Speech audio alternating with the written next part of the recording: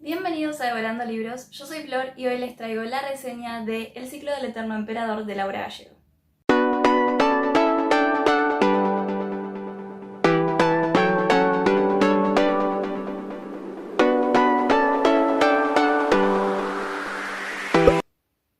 Hace mucho que no les traigo ninguna reseña, pero decidí reseñar este libro no solo por ser el primero que terminé en el 2022, sino porque en realidad este libro es bastante controversial. Vi muchas reseñas en YouTube y también leí varias en Instagram que decían que no era un libro tan bueno a comparación con otros de Laura Gallego. Yo la verdad que solo leí uno y fue el que me introdujo a la fantasía, entonces sí tenía muchas expectativas con este libro, además de que es el último que sacó y obviamente vemos que tiene toda una trayectoria escribiendo libros de fantasía especialmente. Entonces sí tenía mucho hype con este libro, pero a pesar de todas las críticas, la verdad es que a mí sí me gustó bastante. Quizás es porque yo no estoy tan acostumbrada a leer libros de este género y por eso, aunque se trate de una magia más blanda y de una historia más sencilla, sí me gustó mucho cómo fue desarrollada, a pesar de que también coincido con esas personas que dijeron que hay ciertas cosas, ciertos puntos en la historia que quizás no fueron aciertos para la escritora en este caso, en este libro. Así que de eso voy a hablar hoy. Este libro nos cuenta la historia de un emperador que reina durante unos 1000 años hasta que al morir renace de vuelta 33 días después.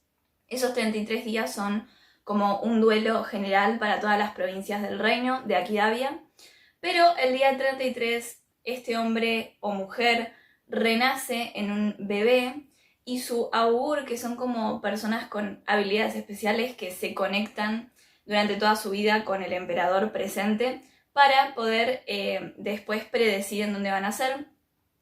Estos augures dicen en dónde van a ser el nuevo emperador, o renacer mejor dicho, y después los consejeros, que son prácticamente todos los que manejan la vida del emperador hasta que es capaz de tomar decisiones, lo van a buscar, lo encuentran, se lo llevan y van al palacio de vuelta con él para criarlo y para enseñarle todo lo que tiene que saber para, obviamente, dirigir su reino y dirigir a todas las provincias.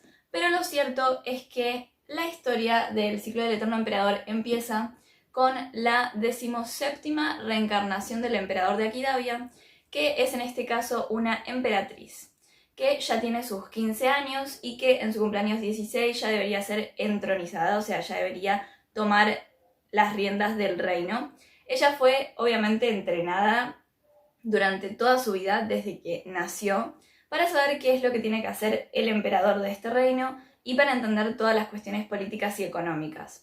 Además de conocer las vidas de sus reencarnaciones anteriores, porque lo cierto es que no vienen con ningún recuerdo. Ella no recuerda ninguna de sus vidas, pero siempre supo que era la emperatriz y que obviamente era una reencarnación de un alma muy muy vieja y que va a vivir muchísimo tiempo y que además más o menos a sus 16 años deberían despertar sus dos poderes mágicos. Básicamente esta historia tiene magia, pero solo es el emperador el que tiene magia, en sí el pueblo no tiene.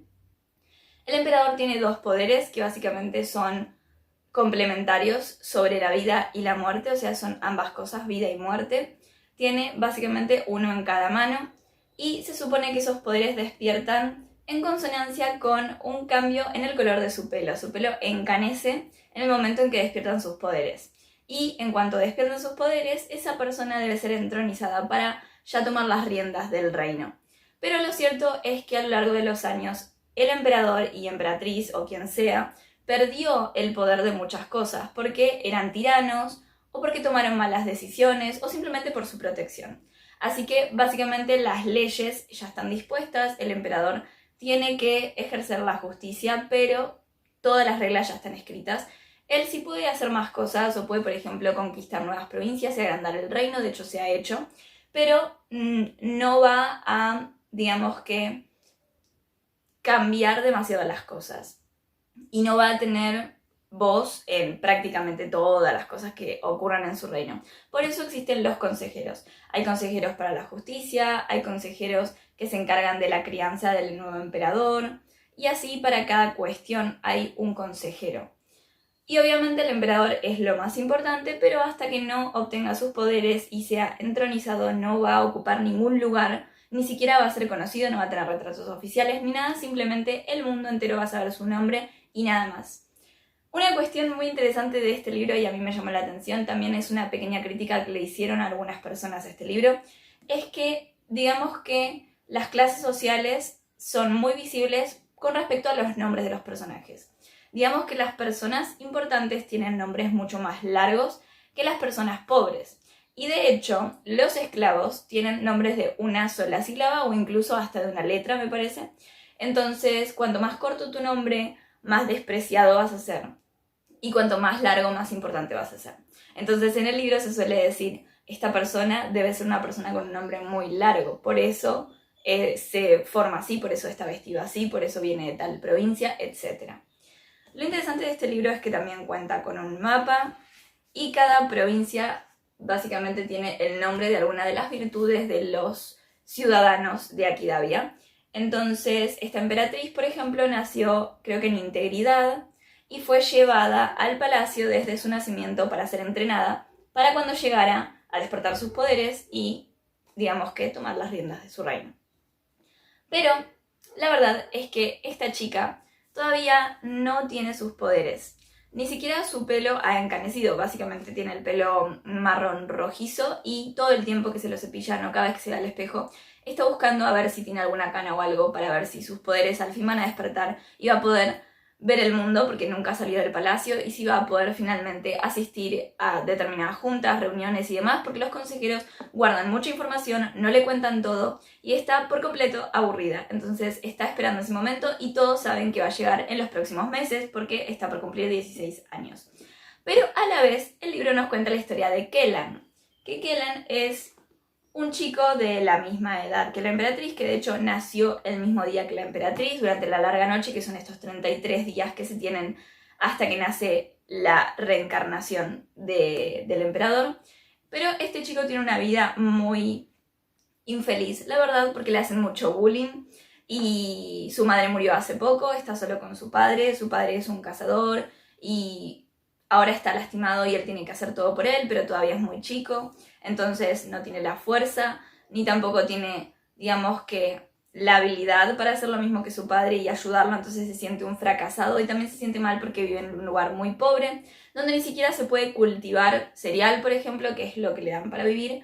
No se puede hacer eso porque eso se hace en las provincias, digamos que más centrales a la capital, donde está el imperio, y todos esos cereales se van transportando a las provincias que no cultivan y para cultivar, si es que se puede, en esas tierras, porque la verdad es que son muy infértiles, pero incluso si se pudiera deberías pedir un permiso que fuera aprobado para poder hacer este tipo de actividad. Entonces él va a estar todo el tiempo pensando que quiere cultivar cereal y que quiere hacerlo porque podría ayudar a su provincia, pero no tiene idea de las leyes, entonces se va a meter en bastantes problemas. Y la historia se va contando un capítulo por un protagonista y el otro capítulo por el otro protagonista. Pero, además de eso, otra cosa que le fueron criticando es que los capítulos que narra la emperatriz en realidad son capítulos como epistolares. Es como si fuera escritura tipo diario, porque ella va teniendo un diario que después va a dejar a sus siguientes encarnaciones, para que ellos puedan ver su vida ya que no la van a recordar. Y de hecho ella tiene en su poder ciertos diarios de otras reencarnaciones anteriores para también enterarse de lo que pasó en su momento. Pero lo que mucha gente le criticó es que la letra es un poco... O sea, es legible, pero es un poco cansadora. Y yo tendría que decir que, además de eso, me esperaba capítulos un poco más largos, pero los capítulos de ella están escritos muy cortos porque son obviamente entradas de diario. Y además, lo que muchos le criticaron es que pareciera que se acuerda de todo lo que ocurre en el día y lo transcribe tal cual, entonces como que se pierde la coherencia. A mí eso no me pareció, tampoco me molestó, la verdad es que leo muchos libros epistolares y es verdad que eso pasa, pero porque el escritor tampoco va a tener toda la habilidad para inventarse cosas de la nada y tratar de improvisarlas para que no parezca que se acuerda completamente de todo, pero bueno. Y los capítulos de Kellan en realidad están escritos como en tercera persona, o sea, normalmente, y son más largos. Pero bueno, son dos personajes muy diferentes. Entonces, resumiendo las críticas, yo coincido en que quizás la narración fue un poco A ver, no fue un desacierto. Está bueno que tenga dos puntos de vista y son dos personajes muy, muy, muy diferentes. Tenemos a la emperatriz y tenemos a un chico que vive en una provincia bastante pobre. Ambos desconocen muchas cosas del mundo, por ejemplo, que prácticamente desconoce todo sobre las leyes y sobre cómo, digamos, las consecuencias de ciertas de sus acciones pueden llegar a terminar en efectos mucho peores. O sea, él piensa, si yo hago esto me van a dar tal castigo, pero en realidad termina siendo peor porque hay todo como un entramado detrás que tiene que ver con la política y con la economía del país, que él no entiende porque la verdad es que hay muchas cosas que son injustas. Y por ejemplo, Vintanella Landalí, que es así como se llama la emperatriz de Aquidavia, desconoce muchas cosas sobre lo que ocurre en el mundo detrás del muro del castillo, porque es verdad que ella solo reconoce el mundo a través de mapas y libros y etcétera. O sea, no hay mucho más que eso y lo que le puedan contar sobre sus viajes ciertos consejeros con los que traba más amistad. Pero más allá de eso, jamás caminó por las calles, no sabe cómo es la ciudad, o sea, no conoce nada, solo conoce las habitaciones del castillo y nada más porque tiene prohibido salir.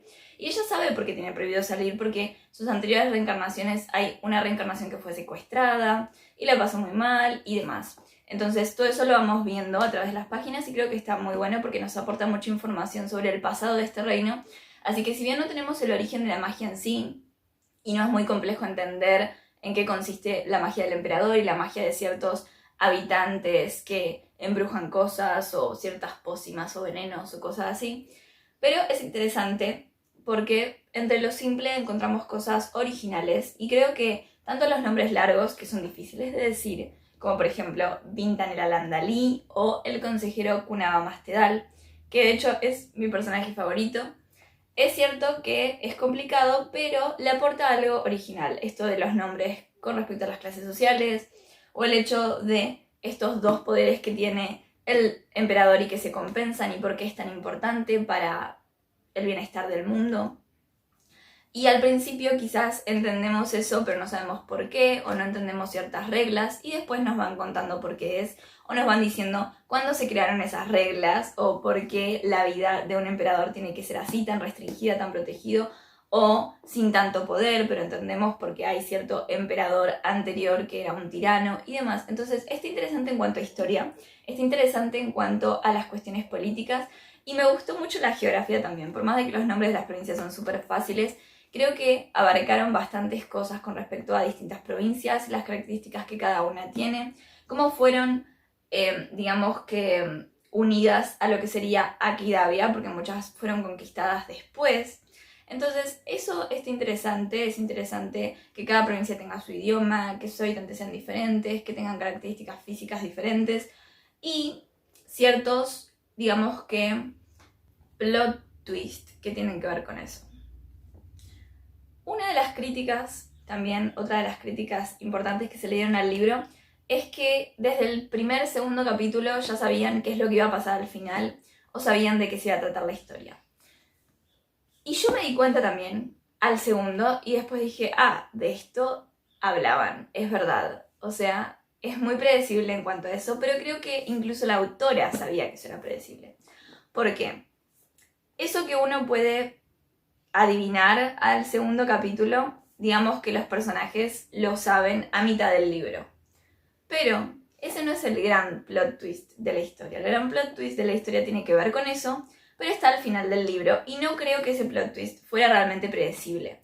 Por lo tanto, yo creo que lo que hacía la autora era distraernos, como que darnos la información antes para que entendiéramos todo de la primera parte del libro, después los personajes se enteraron de eso y nosotros estábamos pensando, bueno, ahora queremos saber por qué ocurre esto, pero no va a ser muy importante porque ya sabemos cuál es el plot twist. Pero no, el plot twist no era lo que vimos a mitad del libro, era las consecuencias de eso, o digamos que las causas de eso, de ese hecho que nosotros conocemos.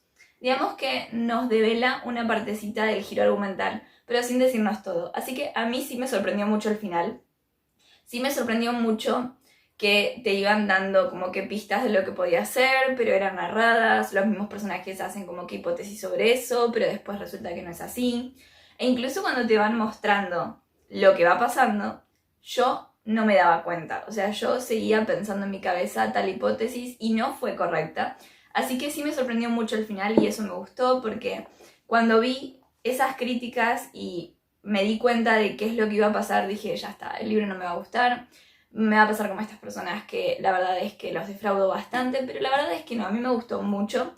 Y si bien tuve críticas, le di 3,5 estrellas, que está bastante bien. No le di más porque sí hubo ciertas críticas de mi parte, con mi opinión, que no tenían nada que ver con las críticas que ellos les dieron y ahora se las voy a comentar. Creo que lo que yo tengo más que nada para criticar no es esto de respecto a los nombres, el plot twist o estas cosas, sino que lo que más critico yo es que por el tipo de narración no llegué a conocer tan bien a los personajes. Por ejemplo, hay un personaje que ya les nombré, que es un consejero, que es Kunaba Mastedal. Es un hombre que básicamente la crió a la emperatriz y que digamos que es como esa imagen paterna que ella tiene, es él, es en quien más confía y todo. Entonces, cada vez yo esperaba conocerlo más, porque lo cierto es que lo vemos a través del diario de ella. Entonces, todo lo que viene de la parte de ella no lo conocemos tan bien a descripciones, sino que solamente su opinión y muy acotada, porque como les dije, los capítulos de ella son muy cortitos. Y lo cierto es que eso le quitaba mucha riqueza porque había baches en el medio que tenías que llenar con tu imaginación, pero yo quería realmente conocer a este personaje. Y no lo conocía porque no veía nada en tercera persona, ni veía nada con respecto a escenas que yo hubiera participado con él. Entonces, si bien sabía cómo pensaba ella de él, y si bien me inspiró esa sensación de que era como que la imagen paterna de ella, y eso es lo que más me gustó, no pude verlo en acción, no pude verlo, no pude criticarlo por mis propios ojos. Entonces eso me molestó bastante, porque cuando pensé que más iba a conocerlo, como que iban a darle por fin un poco de protagonismo, porque la verdad es que después al final termina siendo súper importante su personaje, justo en ese momento ya no aparece más. Entonces, si bien es muy importante para la trama, casi no lo conocí, y encima es el personaje que más me gustó, o sea, básicamente casi sin conocerlo me gustó mucho. Yo creo que eso es un acierto, porque es difícil hacer que un personaje que casi no ves te guste, pero hubiera querido ver más, o sea, si es tu personaje favorito vos lo querés ver más, y yo creo que va a ser el favorito de mucha gente, porque es un personaje súper, no sé, súper tierna la relación que tiene con la emperatriz, que digamos que no tiene familia, que básicamente fue criada entre personas que habían conocido a su reencarnación anterior, que era un anciano, o sea que es muy triste la vida que tiene ella encerrada en el castillo, alejada de su legítima familia y demás. Pero bueno, esa es una lástima, pero bueno, estuvo bien de todas formas, sí me gustó el personaje, entonces eso es lo importante, yo creo. Por otro lado, otra crítica que le tengo es que al saltar de un capítulo a otro, o sea, del personaje de Kellan al personaje de Vintanera Landalí, como que vamos viendo ciertos baches de tiempo, porque claro, cada capítulo está interrumpido por otro del otro personaje en el medio, y a la vez los meses van pasando rápido, entonces casi todo esto ocurre en casi un año, o sea, no ocurre en un año, pero ocurre en casi un año, y no los podemos conocer tan bien. Digamos que la evolución, por ejemplo, del personaje principal de Kellan, del chico, como que al principio en casi todo el libro va muy lento y es como que sigue siendo muy infantil, muy inmaduro, como que hay cosas que no conoce todavía, muy torpe y así, pero al final del libro da un salto gigante con respecto a este giro argumental que se da en el libro. Y eso me molestó un poco porque dije, wow, me gusta este personaje como es ahora, pero tengo que imaginarme por qué cambió tanto, porque en realidad no sentí que fuera algo de a poco, sino que fue un salto enorme y eso me pareció un poco incoherente. Y eso es lo que me molesta, que como que cada capítulo da un salto de tiempo enorme y el lector tiene que estar como que llenando los huecos. Que bien podrían haberse disfrutado si fuera más lectura de narrador y no solamente un capítulo, baches en el tiempo y otro capítulo y así. Hasta ahí mis críticas. Por último tengo que decir que realmente es una historia que recomiendo bastante para los que quieran empezar a leer fantasía, para los que quieran una historia con giros argumentales inesperados o con ciertas cosas mágicas, super aesthetic, por así decirlo.